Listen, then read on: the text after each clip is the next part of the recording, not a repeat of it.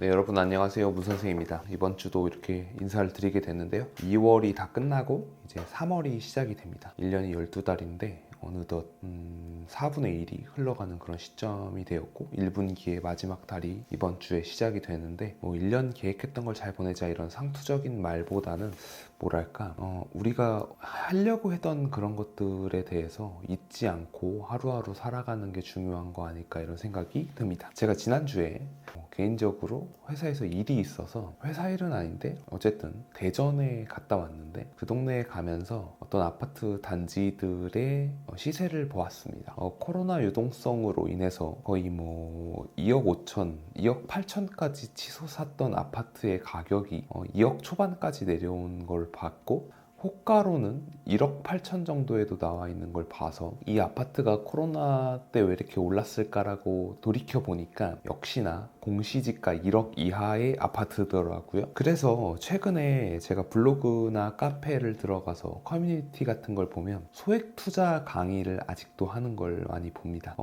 결론부터 이야기하면 부동산은 원래 소액 투자하는 게 아닙니다. 소액 투자는 주식이나 코인으로 하는 거지 이 부동산은 원래 거액 투자밖에 안 되는 겁니다. 소액 투자가 가능했던 시기가 지난 10년을 되돌아보면 2010년대 초반에는 서울 외의 지방이 가능했습니다. 3천만 원 갭으로 들어가서 나중에 추가적으로 내가 팔고 나오니까 3천만 원 수익을 봤다. 그래서 100% 수익이다. 이랬고요. 2010년대 중반에는 서울 수도권 중심으로 전세 가격이 워낙 올라갔기 때문에 갭 투자가 용이하고 소액 투자가 가능했었던 시절입니다. 2010년대 말, 즉 2019년부터는 지방의 분양권을 중심으로 소액 투자가 유행을 했었습니다. 그럼 왜 이 당시에 소액 투자가 유행했고 어떻게 됐는지에 대해서 살펴보겠습니다. 일단 지난 정부, 문재인 정부가 2017년부터 2022년까지 집권을 했는데 이 기간 동안 부동산 규제가 엄청나게 나왔는데 하나의 키워드로 말하자면 핀셋 규제였습니다. 이 핀셋 규제가 시작된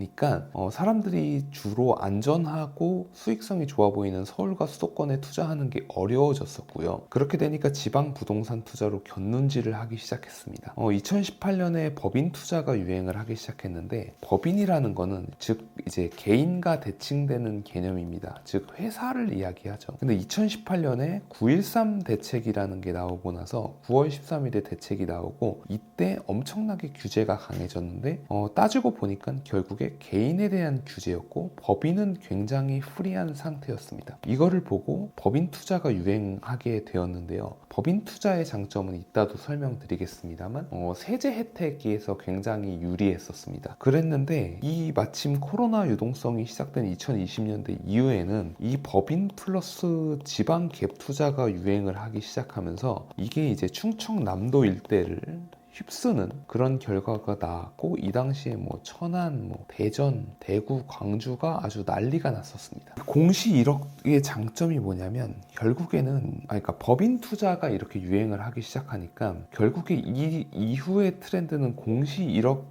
투자로 오게 되었는데요. 공시 1억의 장점이 있었습니다. 즉 말하자면 법인 규제가 시작됐습니다. 2020년 7월부터 이전 정부와 이전 여당이 추진했던 정책인데 가령 취득세를 엄청나게 끌어올렸고 양도소득세도 법인이 많이 내게끔 올렸습니다. 그치만 예외를 줬던 부분이 공시가 1억 이하의 아파트들은 건들지 않겠다라는 예외 규정을 뒀는데 공시가 1억이면 주로 호가나 거래가액이 2억 원에서 2억 초반대까지 가능했었는데 이러니까 전국의 투자자들이 공시 1억을 찾아서 몰려다니면서 지방에 싹쓸이를 하러 다니기 시작합니다. 그러면서 용돈벌이 잔잔바리 공시 1억 투자라는 게 유행을 하기 시작했고 법인을 세워서 공시 1억 이하의 아파트를 산 다음에 잔금을 치르기 전에 이제 세입자를 내보내고 그 다음에 집을 비워둔 다음에 다음 공시 1억 이하 투자하려는 법인을 들고 오는 사람한테 팔고는 다음 투자자로 가고 이게 굉장히 유행을 했었던 시절이 2020년부터 2022년까지 3년 동안의 시간입니다. 이때가 업자들 전성시대가 열렸는데 과거에 2017년이나 2016년경에 부동산을 예측하던 사람들은 주로 애널리스트 출신들이나 이코노미스트들이 이 부동산 시장을 분석하고 거시적인 관점과 데이터를 기반으로 분석을 해왔던 게 유행이었다면 2018년 이후에는 특히나 2020년 코로나 직후에는 거의 무분 무분별한 투자 방식이 유행했습니다. 그냥 갭이 작으니까 무조건 담아라, 자산을 사야 부자가 되고 실행을 하면 부자가 된다라고 하면서 이를 매매하고 매도하고 그리고 수익을 인증하고 그리고 그 수익을 인증한 걸 바탕으로 강의를 만들고 강의 비즈니스에 동참해서 책을 내고 수업을 하고 돈을 벌고 하는 그런 시대가 전성시대가 만들어졌죠. 저는 강의와 업자들의 전성시대라고 생각을 하는 시즌입니다. 그런데 금리가 올라가기 시작하니까 이 유동성이 말라붙으면서 지방 부동산 투자가 어려워지기 시작했고 거래가 감소하니까 이 사람들이 매수했던 아파트들을 다시 매도하기가 어려워지기 시작했고 새 정부가 들어서서 규제 개혁을 시작하니까